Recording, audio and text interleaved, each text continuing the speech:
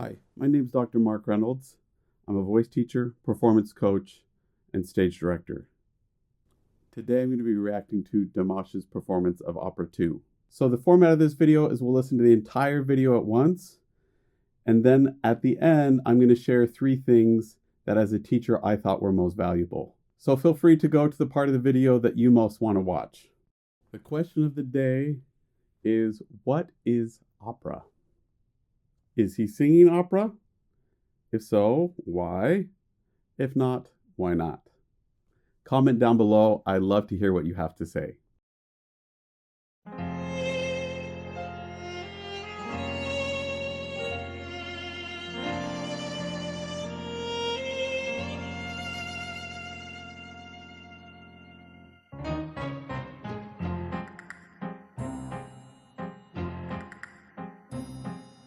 Дом мой достроен, но я в нем один. Хлопнула дверь за спиной. Ветер осенний стучится в окно, плачет опять надо мной. Ночью гроза, а на утро туман. Солнце остыло совсем. Давние боли идут чередой, пусть собираются все.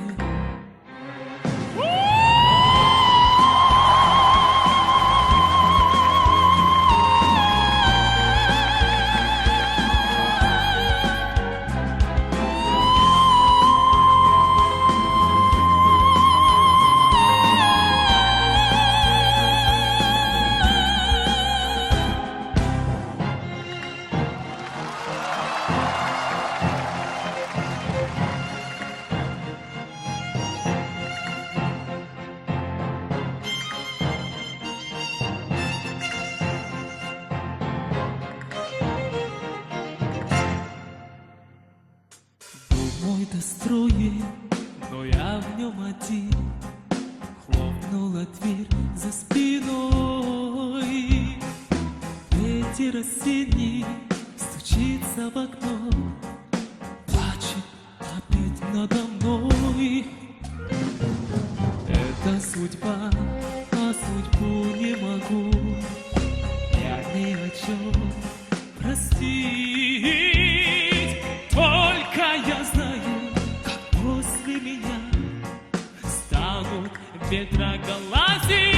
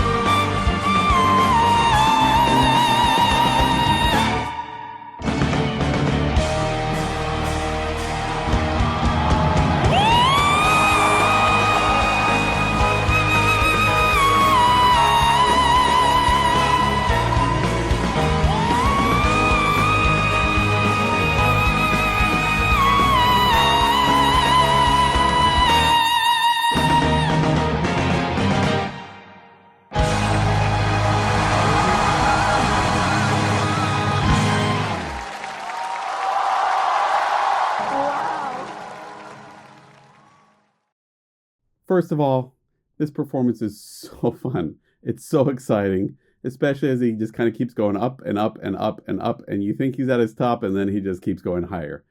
Brilliant showmanship. Love it. He's also so expressive here with what he's doing with his eyes and his body, which leads me to the three things I'm wanting to talk about today that I noticed as a teacher, not just as a voice teacher, but a stage director and a performance coach. First, he's leading with his eyes and showing us with his eyes and body what we're about to hear in the next phrase. Second thing I want to talk about, the idea of spectacle in what we see. The third thing I want to talk is the idea of spectacle in what we hear. Why are we talking about spectacle?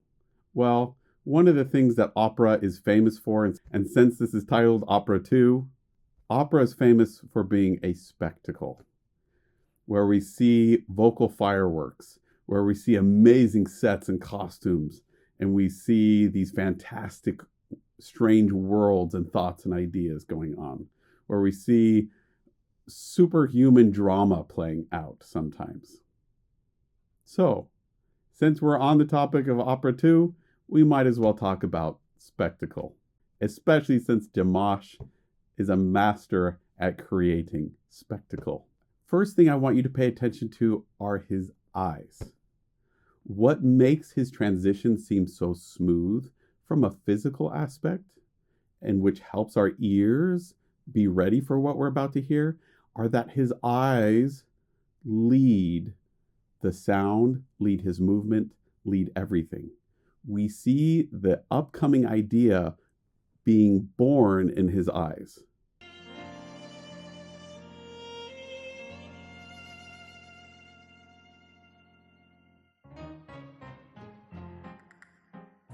What that means is as we're finishing one musical phrase, his eyes are already starting to move to discover the idea that's coming in the next phrase. Whether this is purposeful or whether he's just learned to do this over time, I don't know, but it is absolutely stellar. We see this pattern in Disney movies. We see it in big blockbusters where there's huge music scores. Anywhere where we see music and acting together, or music and storytelling together, this is the sequence that we see that works. This is the sequence that makes it feel natural, normal, that music is a normal part of the world that this person is inhabiting.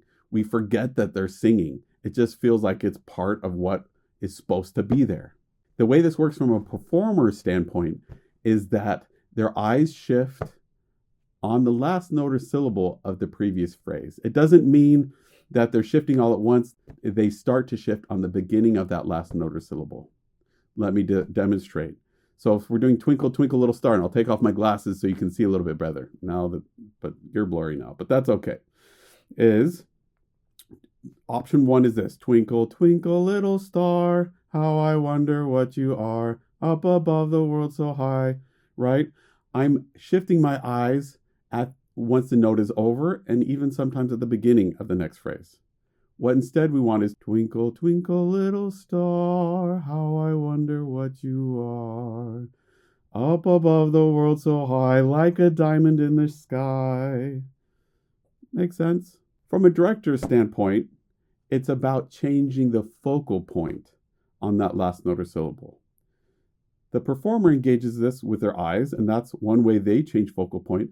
But I can do it as a director, especially if I'm filming, by changing the shot angle, by cutting away to a different item, by, if I'm on a stage and I'm not doing camera work, by changing a lighting cue, by having someone move, by having an object fly in.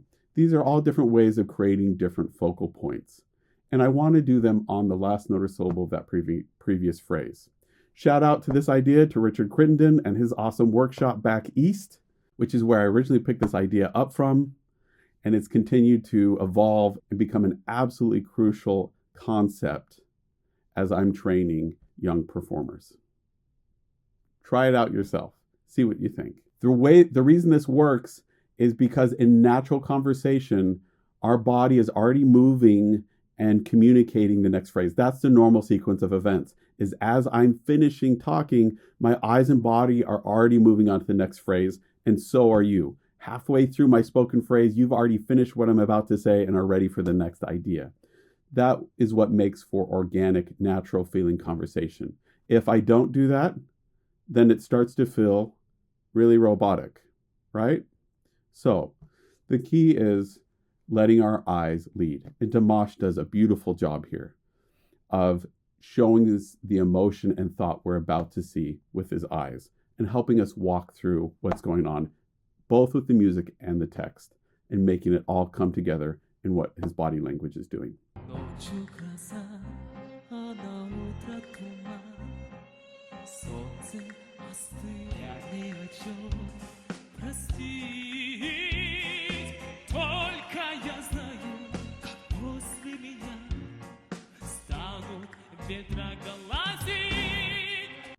His hands, the rest of his body, it all starts with his eyes.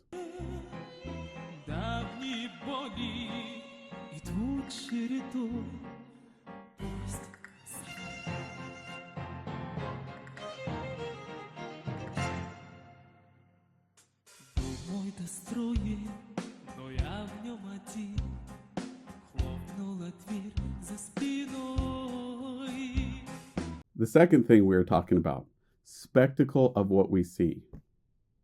Well, what are the spectacle items we're seeing here? His costume is a bit of a spectacle. Is it super extravagant? Not really, but it is unique enough where it's a bit of a spectacle. Second thing that makes it a spectacle, we have these crazy lights going on all over the place. And we also have a bit of atmosphere in the air. It creates this feeling of excitement, of light, of spectacle, of variety, of change. It's really exciting to see.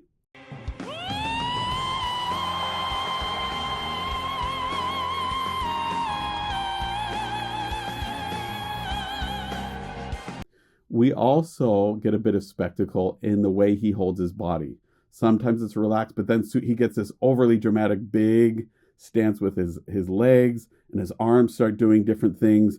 He starts gesturing in a way that's unique and unusual and kind of exotic.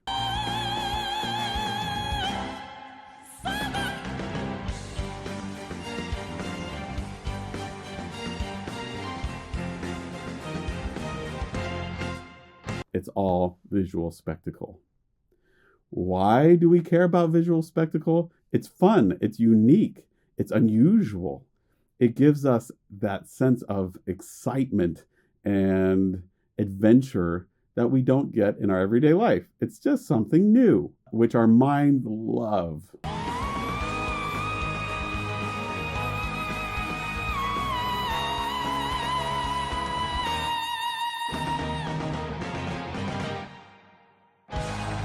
The third thing we want to talk about is spectacle in what we're hearing.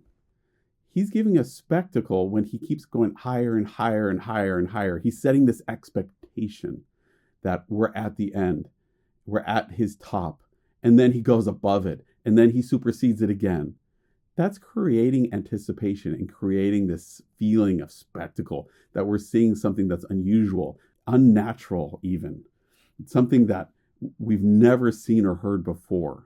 We get this feeling of spectacle in what we're hearing because he'll sing super low notes, and then all of a sudden he's at this really crazy high note.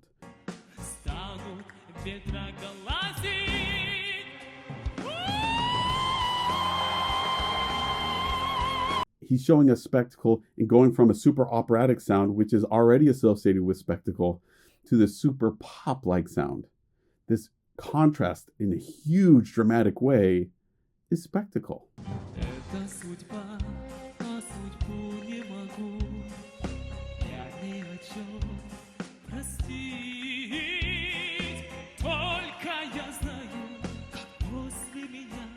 It's something that is so unusual, something that we aren't used to hearing or seeing, that we can't help but look at it, be enticed by it, be sucked into it, and want to see more. His use of spectacle is calculated, not in a manipulative kind of way, but he's putting each moment at specific spots and presenting them in specific ways to maximize what he's doing, to give the audience the most exciting experience possible. Is that good for him? Yeah, of course, because we love it. So could you call it manipulative as a performer? Maybe, but he's giving us what we want to see. We're here to see Dimash partly because of the spectacle. Is this in every song? No, it's not in every song. Love of Tired Swans, Late Autumn, is it all about spectacle? No, I would say it's not. Do we get spectacle? Yes, but it's not about spectacle in those songs so much to me. Those songs, it's more about colors and emotions and really making us feel and think and connect with the story and our own ideas and feelings. This song, is it about that? Not as much as it is about spectacle. What tells us it's really about spectacle is this ending, where we're repeating the same thing, but just keeps going higher and higher and higher. He's just showing off at this point. Is that a bad thing? No, because we want to see it. He's letting us bask in this unusually dynamic voice that takes us to extremes of high and low, loud and soft, held out notes versus staccato notes, all kinds of cool sounds, and lets us experience something we haven't experienced before. Spectacle is a really valuable performance tool. And though I'm saying opera is all about spectacle, rock and pop, it's even more so about spectacle. Especially talking about the artists. You're talking about people like Kiss. You're talking about people like Elton John. You're talking about Lady Gaga. You're talking about, you look just about any pop singer, the first thing that grabs you is the spectacle. Then when the spectacle wears off, we get used to the strange costumes, we get used to the strange movement. They either present new spectacle, or even better than that, the art underlying the spectacle is still so compelling in itself that we don't need the spectacle. It's just icing on the cake. To me, if it's just spectacle without that underlying meat, that underlying artistry, then it wears off. We get sick of it. The band disappears. It's a one-hit wonder. These artists who stay around and keep staying around, who we keep listening to year after year after year, yes, they use spectacle, but it's just one of the tools in their tool bag. And not even the most compelling, strongest tool. It's just the tool they're using to grab audience's attention immediately and pull their attention to them, and then they keep it there by their compelling artistry.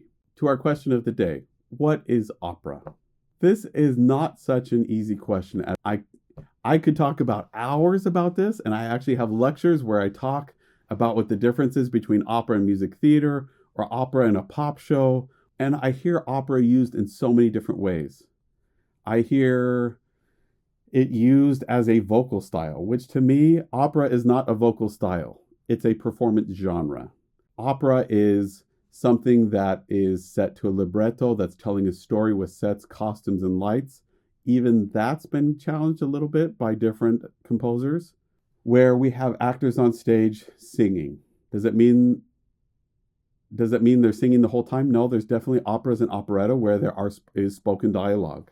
By those terms, what we're hearing here is it's not opera.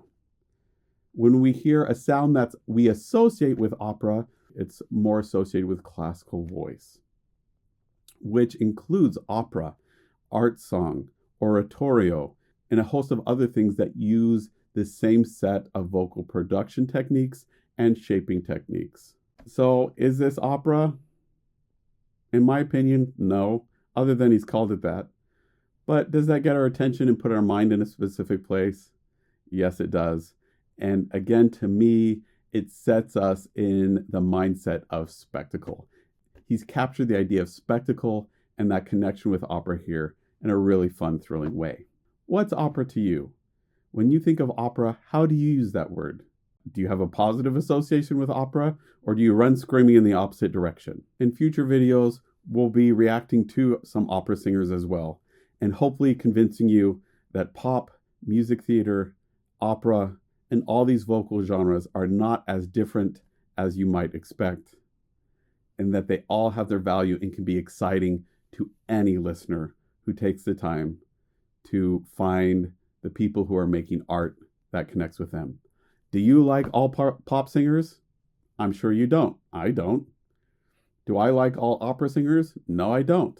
My suggestion is I think there's an opera singer out there that you're going to love. I think there's a pop singer out there that you're going to love. Let's explore and find those singers together. I look forward to reading your comments that you post here down below. If you want a voice lesson, a performance coaching, a consultation, or just want someone to talk through your ideas with, book a time with me at mrperformingartstudio.com. I look forward to working with you online.